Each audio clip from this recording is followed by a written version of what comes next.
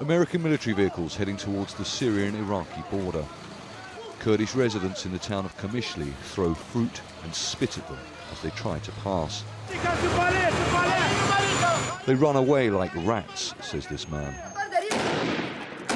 The Kurds of northern Syria say Washington's decision to pull out its soldiers, who had trained, fought and worked alongside the Kurdish SDF fighters in the battle against ISIL, was a stab in the back. They say it gave Turkey the green light to launch its military operation against them. The military campaign has caused an outcry against President Donald Trump at home and abroad. Critics accuse him of exposing the Kurds of northern Syria to the second largest army in NATO, weakening the fight against ISIL and losing influence to Syria's allies, Russia and Iran. The US Defense Secretary says military cooperation with Kurdish fighters was aimed at defeating ISIL in the border areas with Turkey and nothing more. Our mission was to work by, with and through the SDF to defeat ISIS. We believe we defeated the physical caliphate of the ISIS in March. But nowhere in there was that we would fight a long-standing NATO ally and in defense of the Kurds to enable the establishment of an autonomous Kurdish state. Turkish President Recep Tayyip Erdogan says Kurdish fighters in northern Syria are aligned with the outlawed Kurdistan Workers' Party that has been fighting Turkey for decades.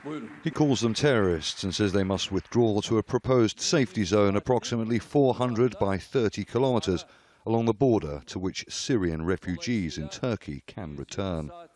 A 5-day US-brokered ceasefire seems to be holding, but Kurdish forces have not withdrawn from large areas of the border.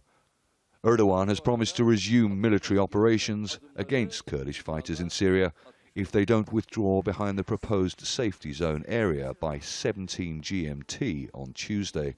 He will be in Sochi on Tuesday to meet the Russian president.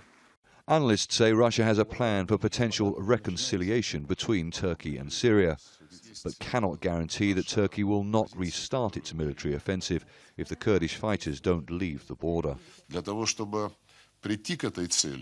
A dialogue is necessary between the Kurds and Damascus. And of course, dialogue between Turkey and Syria is necessary, in which we are also prepared to play a role by encouraging such direct contacts.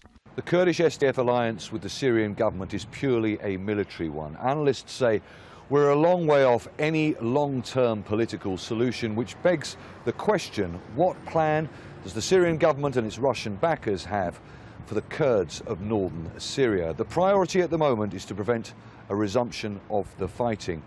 But at this stage, according to the demands being made by President Erdogan, it seems unlikely that Kurdish forces will have fully withdrawn from the border in time.